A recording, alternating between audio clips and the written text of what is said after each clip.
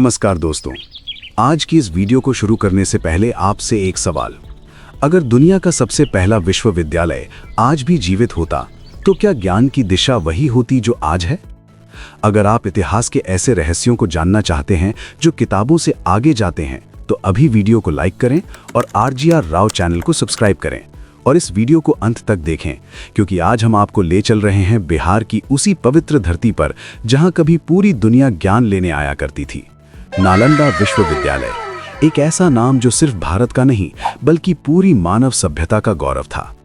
5वीं शताब्दी में गुप्त वंश के प्रतापी राजा कुमारगुप्त प्रथम द्वारा स्थापित नालंदा महाविहार को दुनिया का पहला आवासीय विश्वविद्यालय माना जाता है। यहाँ शिक्षा केवल किताबों तक सीमित नहीं थी बल्कि जीवन जीने की कला सिखाई जाती थी। यहाँ 10,000 से अधिक विद्यार्थी और लगभग 2,000 से 3,000 आचार्य एक साथ निवास करते थे। और सबसे चौंकाने वाली बात यह थी कि नालंदा में प्रवेश पाना आज के किसी कठिनतम प्रतियोगी परीक्षा से कम नहीं था। मुख्य द्वार पर विद्वान परीक्षक बैठते थे जो उम्मीदवारों से दर्शन, तर्क, व्याकरण और शास्त्रों से जुड़े ऐसे प्रश्न पूछते थे कि कई लोग पहले चरण में ही असफल हो जाते थे। जो सफल होते वही नालंदा के भीतर कदम रख पाते थे।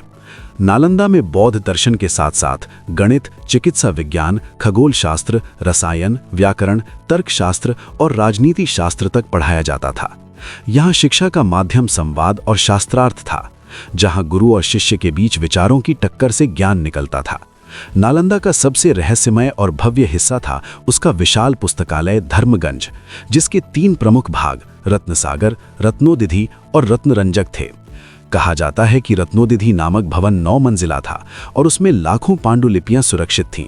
ये पांडुलिपियां ताड़पत्र और भोजपत्र पर लिखी गई थीं, जिनमें चिकित्सा, खगोल और दर्शन से जुड़ा ऐसा ज्ञान था जो उस समय दुनिया में कहीं और उपलब्ध नहीं था।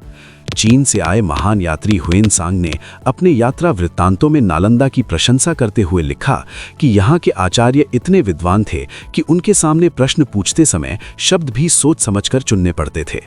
कोरिया, तिब्बत, जापान और दक्षिण पूर्व एशिया से विद्यार्थी महीनों की कठिन यात्रा तय करके नालंदा आते थे।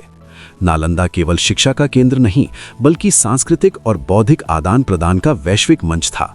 लेकिन हर स्वर्ण युग के बाद अंधकार आता है। 12वीं शताब्दी में भारत की राजनीतिक स्थिति बदलने लगी, राजाओं का संरक्षण कम होता गया और तभी इतिहास के मंच पर एक ऐसा मोड़ आया जिसने सब कुछ बदल दिया, बख्तियार खिलजी का आक्रमण। कहा जाता है कि जब उसकी सेना नालंदा पहुंची तो उसने इस स्थान को एक किले या विद्रोह का केंद्र समझ लिया। कथाओं के अनुसार पुस्तकालय में आग लगा दी गई और वो आग इतनी भयावह थी कि महीनों तक बुझी नहीं। कल्पना कीजिए, ज्ञान की वो विरासत जो सदियों में बनी थी कुछ ही समय में राख में बदल गई। हालांकि कई इतिहासकार मानते हैं कि नालंदा का पतन केवल एक आक्रमण का परिणाम नहीं था बल्कि वर्षों की उपेक्षा, आर्थिक संकट और बदलती सत्ता संरचना का नतीजा था। लेकिन सच जो भी हो, नालंदा धीरे धीरे खामोशी में डूब गया। सदियों तक ये महान विश्वविद्यालय मिट्टी के नीचे दबा रहा जब तक कि आधुनिक काल में इसके खंडहरों की खुदाई नहीं हुई। आज जब हम उन खंडहरों को देखते हैं तो टूटी दीवारें, ध्यान कक्ष और विहार हमें चुपचाप ये याद दिलाते हैं कि ज्ञान का अपमान कितना महंगा पड़ सकता है। आधुनिक नालंदा विश्वविद्यालय के रूप में इसे फिर से जीवित करने का प्रयास जरूर हुआ है, लेकिन प्राचीन नालंदा की आत्मा, उसका अनुशासन और उसकी बौद्धिक ऊंचाई आज भी एक आदर्श के रूप में खड़ी है। और अब इस वीडियो के अंत में बस इतना ही कहना है कि नालंदा भले ही आज खंडहरों में बदल चुका हो, लेकिन उसकी कहानी हमें चेतावनी भी देती है और प्रेरणा भी। अगर आपको ये वीडियो पसंद आई हो तो वीडियो को लाइक करें, आर.जी.आर. राव चैनल को सब्सक्राइब करें और कमेंट में जरूर बताइए कि नालंदा से जुड़ा कौन सा तथ्य या रहस्य आपको सबसे ज्यादा सोचने पर मजबूर करता है, क्योंकि इतिहास सिर्फ याद रखने के लिए नहीं होता बल्कि उससे सीखने के लिए होता है।